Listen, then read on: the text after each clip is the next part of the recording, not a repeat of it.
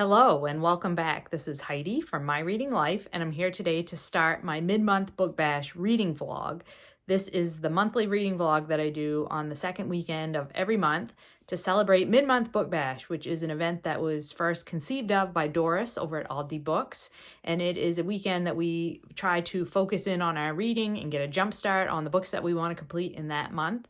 We start on a Friday and we end on a Monday because 2 days just isn't long enough for us.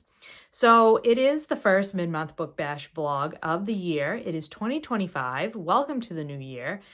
This is a momentous year for me. Not only is it a quarter century already in 2020,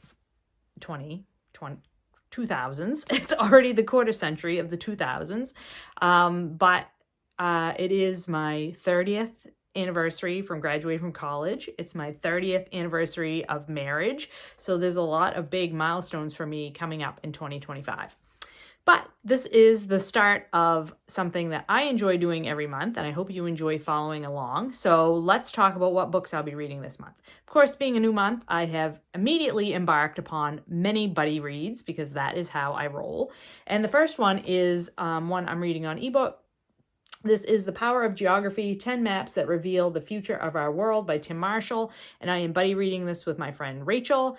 And each chapter goes into detail about the geography and the politics and the historical context around a different country in the world. So we've read the first 3 chapters and we've read about Saudi Arabia, Iran, and Australia. And it's been fascinating to read about each of these countries. And I really like how Tim Marshall writes with humor, and he also gives you the context, but briefly, like he briefly sums up the history and political context of these places and how geography has played a role in their development and where they are currently on the global stage today. So yeah, very much enjoying that one. I'm going to set it off to the side there. The next buddy read is one that I'm reading with Sean over at Sean Breathes Books, and this is The Harpole Report by J.L. Carr. J.L. Carr wrote one of my favorite books of all time, that is A Month in the Country, which I loved, and Sean and I have been reading various of his works, his other published works, and we also read a biography about this author, and we very much enjoy our deep dive into this one author. So this novel is about a man in England who gets put in place as the temporary headmaster of a public school. And is told in sort of epistolary format where you're getting journal entries, written reports, letters to and from the different members of the school community, the teachers, the superintendents, the administrative staff, the support staff, all like sort of having their own grievances about how the school is operated. It is so funny. It's already so funny. We've read like the first quarter of the book so far. And excuse me, I just find it really, really amusing. And I'm looking forward to continuing on with that one. And then a book for a project that I've been meaning to start for a while, and I've finally decided to get going with it in 2025. And that is to read all of David Mitchell's work in publication order. So his very first published book is Ghostwritten. And so I've started with this one. I'm only on page 62. I've read the first 2 sections. Each section is told from a different geographic location and also from the point of view of a different character. And at this point, we don't know how those characters intersect with each other, which is very typical for a David Mitchell book. I absolutely loved Cloud Atlas by this author, and I've read The Bone Clocks and Slade House, and maybe one other book by him. So I'm looking forward to, I understand that if you read all of his books, you'll see how they connect together, because he's kind of like Stephen King in that way, where he drops in little bits and pieces that come from other novels into each subsequent novel. So, and I think his books are really like puzzles, and I enjoy trying to figure them out. So I'm going to continue on with that one. And I've also been working on The Best American Science and Nature Writing of 2024. This is an essay collection of different pieces of science writing that came out in 2023 and were collected in this volume for 2024. And I am only on page 70, so I've read first few few essays in this, and I love these. You guys know I love those. And then last but no, this is not last. This is next to last. This is my last buddy read, and this is Big Sister, Little Sister, Red Sister: Three Women at the Heart of 20th Century China by Jung, Chang. And this tells the story of the Song sisters. The sewing song, I think it's Song sisters. This little sister is the one that's married to Chang Shek, and the middle one is the Red sister. She's the communist. And then the oldest sister is married to like a businessman, and she becomes very, very wealthy. And they've all have a role to play in the political development of China in the 20th century. And we are like over halfway through this one. I'm on page 204. Fascinating. I really like this author's writing. I read her book Wild Swans a couple of years ago with Doris, and it was fantastic. And this one is proving to be just as interesting and intensely readable. So very much enjoying that. And then last but not least, my audiobook is The Grey Wolf by Louise Penny, which is the latest book in the Inspector Gamache mystery series. And in this one, I've listened to about half of it, and it has a new audiobook narrator. And the narrator, I can't think of his name. I'll put it up on the screen. He is Quebecois, and his accent is excellent. Really, really good. I was worried I wouldn't like it, because when you get used to a narrator in a long-running series and then the narration switches up, sometimes that can be really disconcerting. But so far, so good. It's working really well for me, and the mystery is extremely, extremely compelling. And it's about environmental issues, which I love. I like it when Louise Penny delves into that topic area for her mystery. So that's what I'm reading. I will be back to check in with you as I make progress.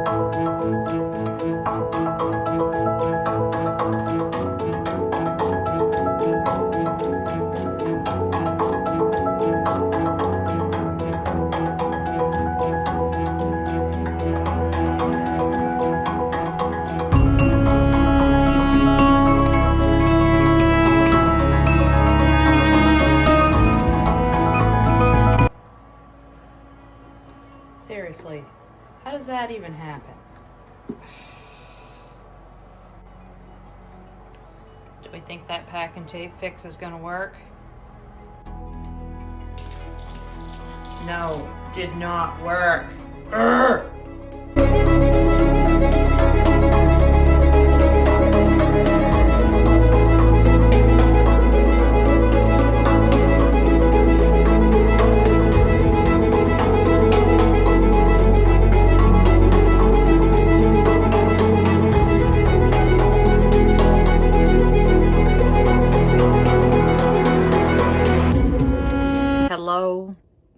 It's Sunday, and I have not checked in since Friday, so it has been kind of a different weekend. I haven't gotten a lot of reading done. I've made a little bit of progress in everything that's on my currently reading list, but I have not made substantive progress in anything, if that makes sense. I have been at camp. I'm back home now.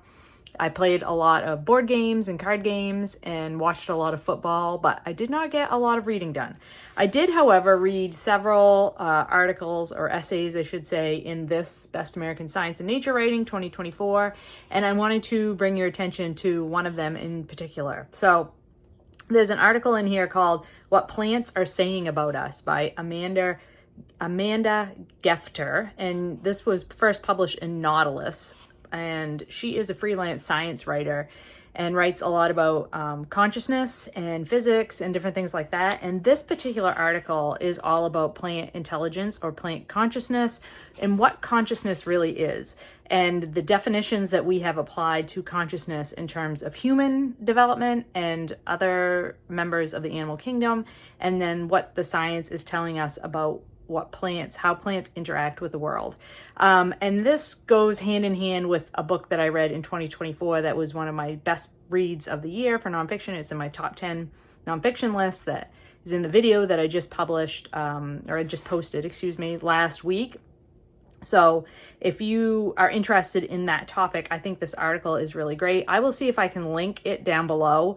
I'll see if it's available on the web, because it is so interesting. And she really does a great job summarizing the state of the science, and she comes at it from a little bit different perspective than the light eaters, in that she's talking about consciousness a lot and comparing and contrasting human consciousness versus plant consciousness and how different those things are. But the fact of the matter is maybe we've been thinking about consciousness incorrectly, like all this time. Like, we think of consciousness as something that happens in the brain, and it's internal to the human body and specifically within the brain. But consciousness doesn't happen unless the human body is interacting with its environment. And there's so many cues from outside the immediate body that play into what consciousness is. And that is exactly what plants are doing. They are reacting to their environment, and there are environmental cues that they're conscious of, that they know that those cues are out there. They know these things are happening, and they respond accordingly. And that is what humans do as well. So it's not like plants have, like mental images like we do, or things like that. Nobody's saying that, but this article does a great job of explaining why we should maybe be thinking about consciousness slightly differently than we have been over history. So I thought it was really fascinating, and I wanted to bring your attention to it, particularly if you have read The Light Eaters and really enjoyed it the way I did, or if you're interested in that side of science and biology. So other than that, it is Sunday afternoon. There is more football to come, so I will be probably reading and watching football, and I will come back when I have something new to report.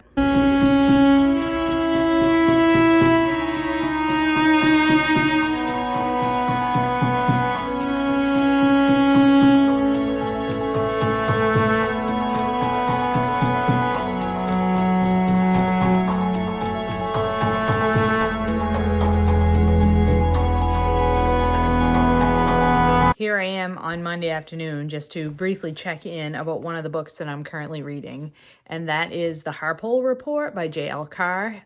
This is the book that I'm buddy reading with Sean from Sean Breathes Books, and I have to highly recommend this for anyone who is currently working in the educational field because this is the story of Harpole. I think his first name is George. George is been tasked with being the headmaster, an interim headmaster at a public school in Great Britain.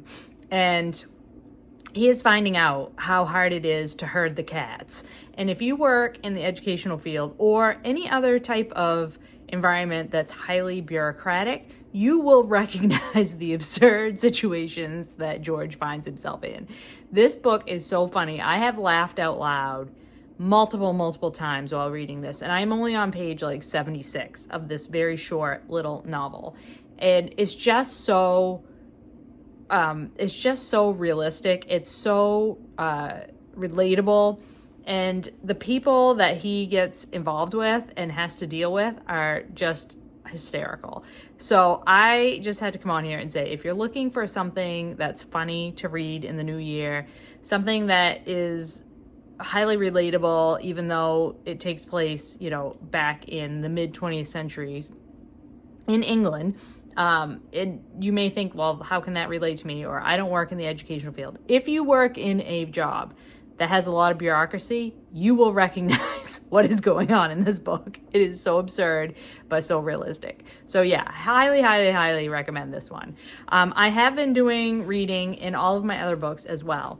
but I am not getting, I didn't get very far in any of them, so I certainly will not be finishing anything this mid-month book bash, but I did want to come on and recommend the Harpole report to you before it slipped my mind and I forgot to do it, which is what happens to me on a common occurrence nowadays.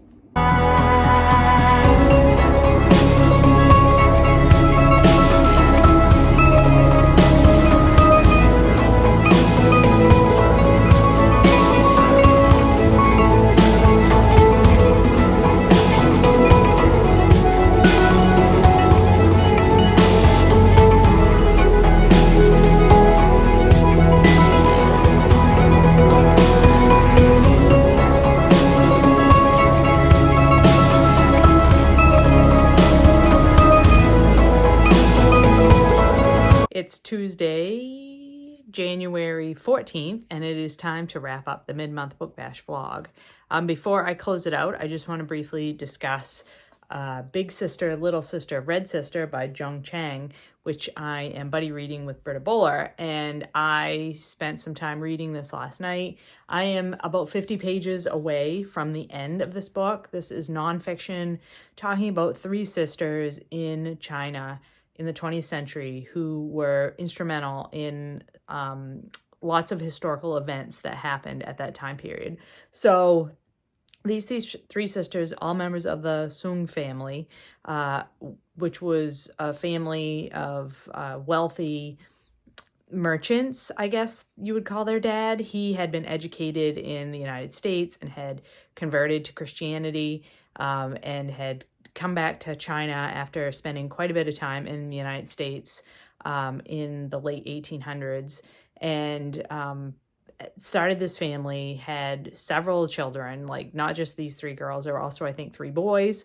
And these three girls all went on to have really important marriages and roles to play in historical events in the country. So the eldest sister, Big Sister, she married a very wealthy man who became the finance minister for Chiang Kai-shek in the middle part of the century, and she was fabulously wealthy, one of the wealthiest people in China. And then the middle sister, Red Sister, she married Sun Yat-sen and who was considered the father of China. So he was like the beginning of the nationalist movement and the move away from the monarchy. And so she married him, and she became, after he passed away, she became communist and was very committed to bringing communism to China. And then she became like the second in command under, not the second in command, but she was high up. She was a ranking official in the Mao government.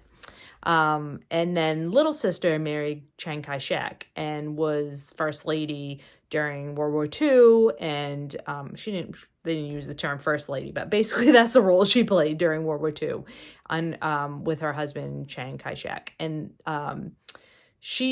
I first was introduced to her in my reading of the biography of FDR, because she came with her husband to one of the big power meetings between Roosevelt and Churchill and Stalin. And she accompanied her husband and was the translator for her husband, because her husband couldn't speak English. And she could, because she had been educated in America. So these three women who played really pivotal roles in Chinese history, all three were educated in the United States. All three spoke English. And the eldest sister and the youngest sister were very American-centered, where the middle sister went, because she became so connected to the Communist Party, she was more focused towards like Russia and things like that. So super interesting women. Really goes to show how important women are in the course of history, even in places where you would not necessarily think women had big roles to play, like China. And I think Jung Chang really brings history to life. Like, she makes this so engaging and basically a great story about three really interesting people. And then the men and the other people around these women were also very interesting, and she brings them all to life very well. So yeah, really enjoying this read. And like I said, pretty close to having this one done. We'll have this one wrapped up by next weekend for sure. So wanted to briefly update you on that one. I hope you've all had a lot more time for reading, or it's not to say I didn't have a lot of time for reading this weekend, is that my attention was focused in other places a lot of the time, so I did not get as much reading done as I might have hoped I would. So I hope that you've all been more successful in focusing on your reading in this mid-month book bash, and I will talk to you later.